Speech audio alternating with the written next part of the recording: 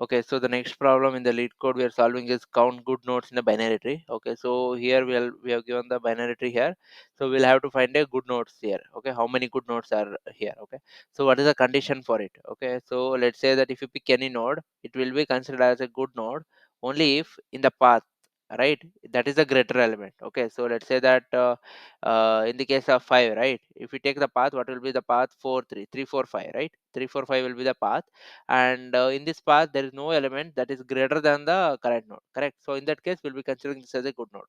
So if you consider this one, what is the path for the root node? It will be 1 4 3, right? It will be 1 4 3. Obviously the elements that are present in the path, right, that is greater than the current node, so this will be considered as a good node. Okay, similarly this one, 1 and 3, right? 3 is greater, like in this path 3 is already greater than the 1, so we won't be considering it, but we will be considering this. It can be equal but cannot be greater. So the path for this will be 1 3, so maximum element is 3, so obviously, like, I mean, it is equal, right? So yeah, that is about the problem. We'll how we are going to find out the good notes, and now how to approach this. Okay, so however, what we are trying to do here is we are going to go to each node and checking if there is a, it's like, I mean, doing our validation based on the path, right? So if we are here, we are checking 3 4 and doing, like, I mean, if there is any element that is greater than this in this path, we are doing that, right? So basically we are going to each node and doing the calculations. Okay, so now there are, as we know, like, there are two approaches now. One is breadth first search and depth first search, like to visit each node and do this calculation, right?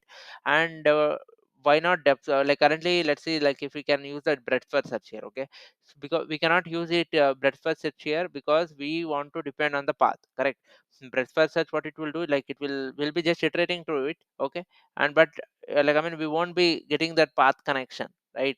So we will be it will be like this. Okay, and there won't be any path connection for it. So that's why what we'll do is we can use a depth first search here. Okay, in the depth first search, we can use pre-order, in order, post order, any of the things. Okay, so only thing is we should be knowing what's happening behind, what is the path, or whatever it is, whatever the required parameter here, right? That we know or not. Okay, so now coming to the problem, right, how we can solve this. So basically, let's say that if you know the path, we can identify the max element, right? Let's say that I am here. Okay, and if I know the path from root to this, I can just find out a maximum value among this.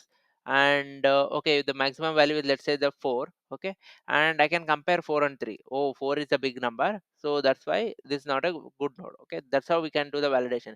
If there is any element for this current condition, what is the maximum element? Maximum element will be 3, so it is equal, so this is a good node. Okay, so so what we are trying to say is, what we if you know, like, I mean, if you can know the path, right, we can just do the calculation. Okay, so for that, instead of okay, let's forget this for now. Okay, we can build a path. Okay, let's say that we can take a new argument as a path here, instead of path. Okay, instead of max element. Okay, uh, so we'll send a path here, so whenever we do the calculation, we will build a path. Okay, so we'll check, we'll check if the in the given path, right? We'll check. Okay, let me just quickly go to this solution.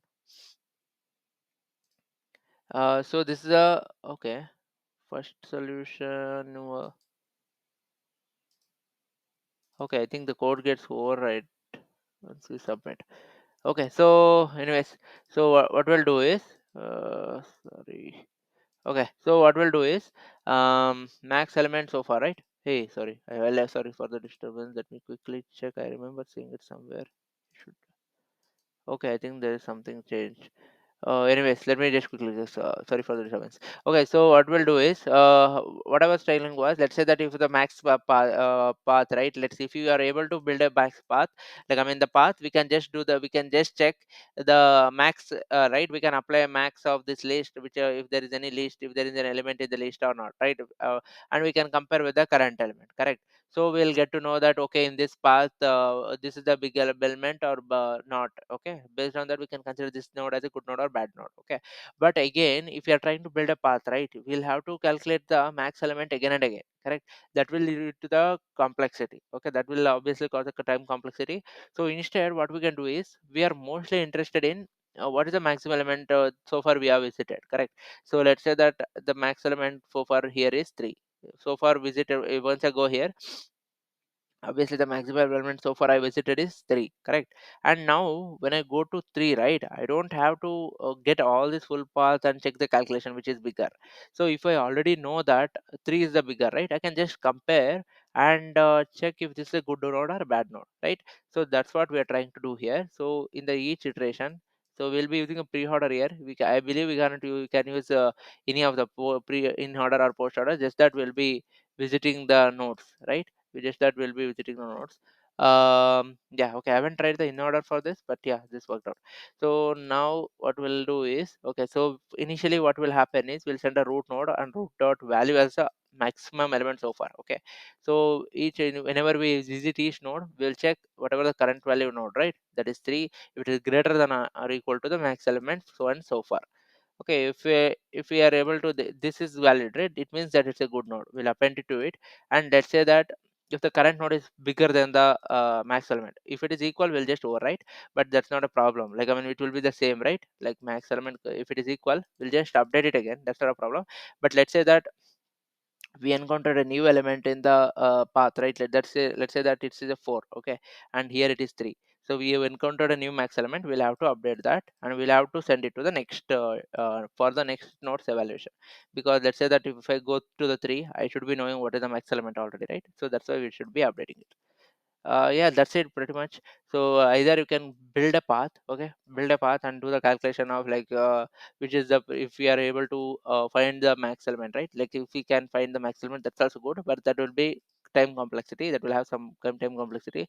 And instead, if we can just directly store the max element, we can just do the comparison and identify if it's a good node or bad node. We have declared good node as a global here, and finally we'll be returning the length of good nodes, because we are asked to send the number of good nodes, not the list of good nodes. That's it. Thanks.